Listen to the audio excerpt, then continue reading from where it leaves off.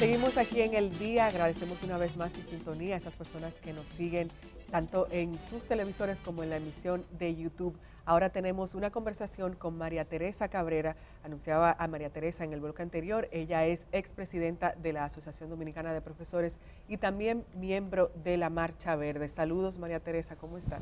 Muy bien, un placer, encantada de estar aquí en El Día. Hablamos. El gusto es nuestro. Comenzando el día. El placer es nuestro, como diría. El placer es nuestro. María Teresa, bueno, miembro de la Marcha Verde, veía varios videos de ustedes aquí justamente en este programa, en el set del día, con Uchi Lora y Edith Febles, en una entrevista que fue hace 4 años, y ahí usted hablaba sobre esos retos en cuanto a lo que era la impunidad y la corrupción. Y yo quisiera saber cómo ha ido evolucionando la Marcha Verde desde ese momento hasta ahora, 2022. Bueno, la Marcha Verde fue yo diría que un parteagua. No tenía precedente en términos de la lucha, el movimiento social por el tema de la corrupción y la impunidad.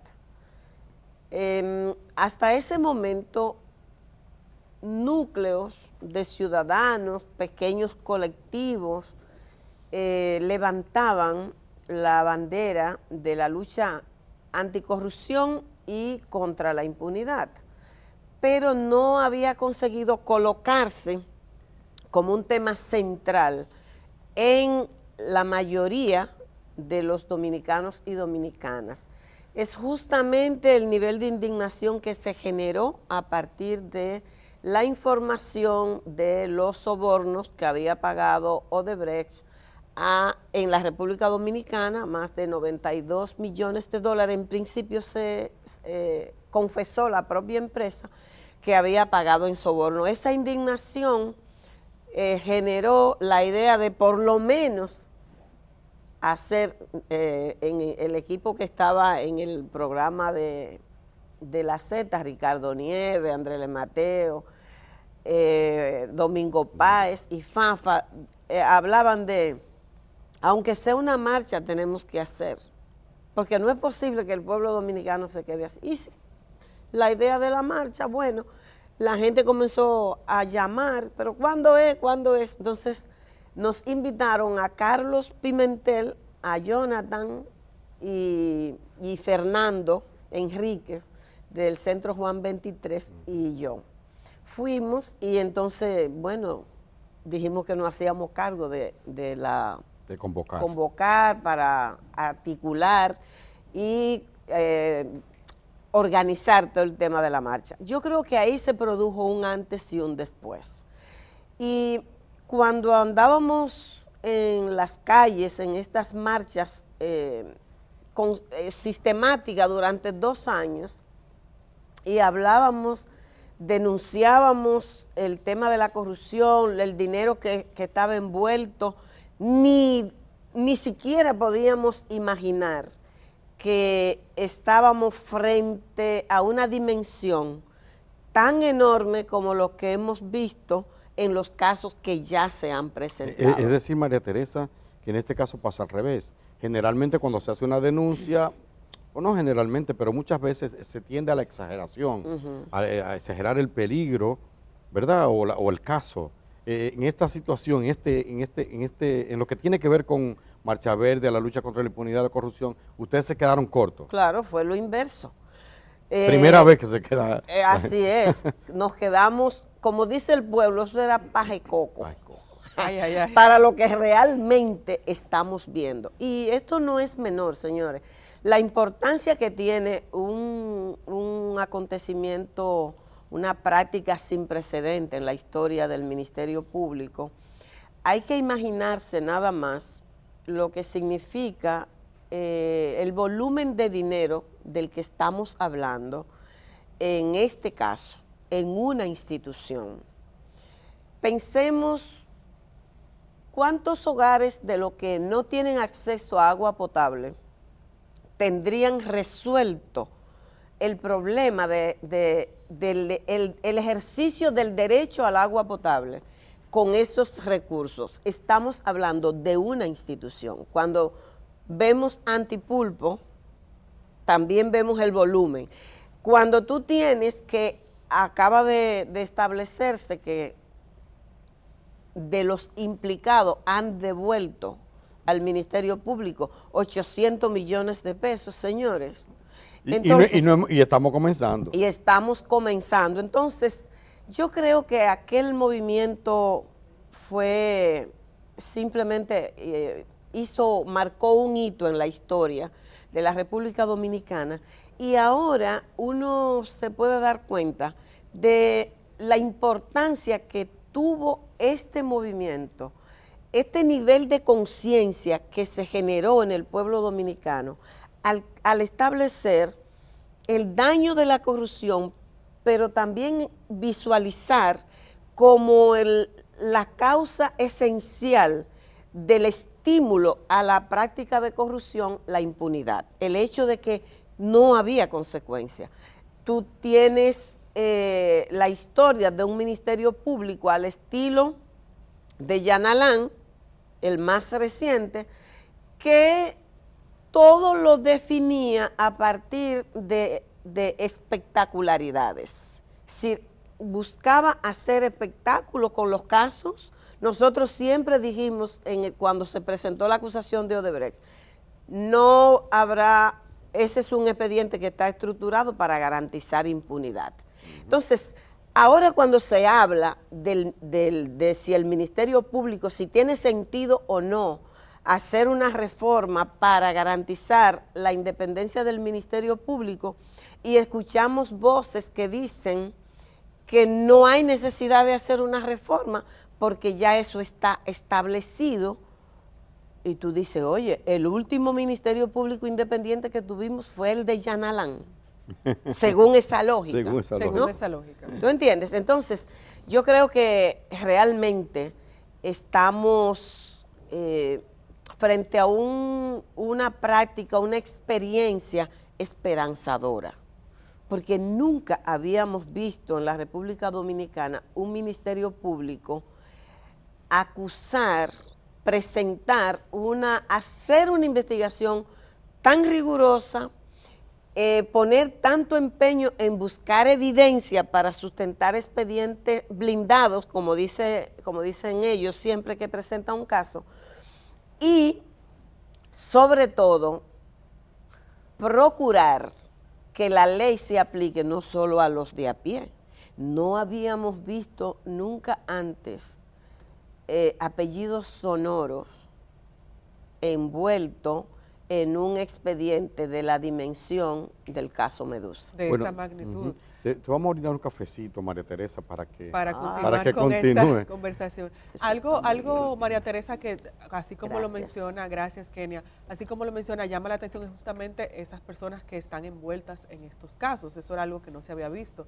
Pero también queda el tema de la independencia del Ministerio Público, que en cierto modo estaría sujeta a que un presidente asigne a otra persona. Todavía siguen estos debates de si el Ministerio Público, el procurador, debe de ser una persona que no tenga que ser asignada por un presidente o no. Todavía se continúan con estos debates. Yo creo que esta experiencia tiene que servir para que ese segmento tan amplio de la sociedad que se movilizó durante 2 años de manera sostenida,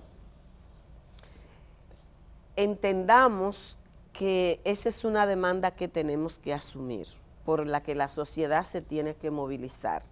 No puede quedar a la voluntad de las cúpulas partidarias, porque al final las cúpulas partidarias y las cúpulas económicas también, el poder económico ha sido beneficiario de esa práctica de impunidad, de esa ausencia de un ministerio público dedicado a perseguir el crimen de cuello blanco, porque los de a pie sí se persiguen.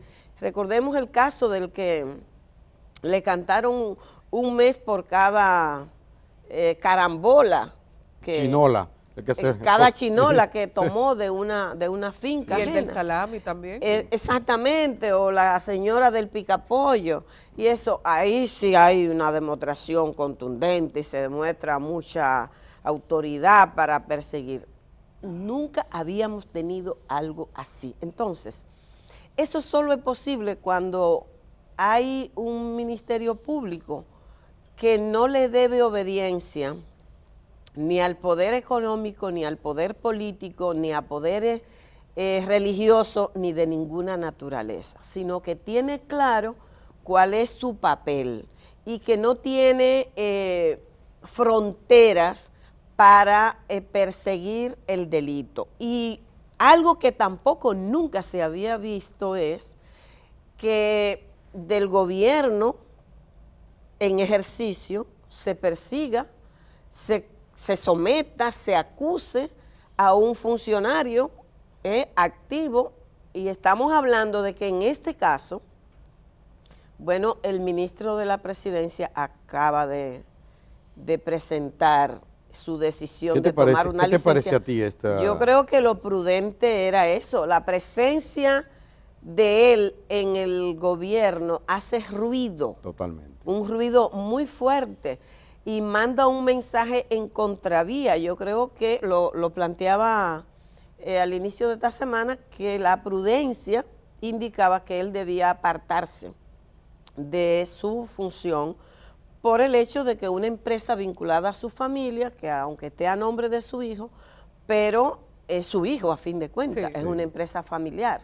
Entonces, eso... No, es su empresa. Es su empresa.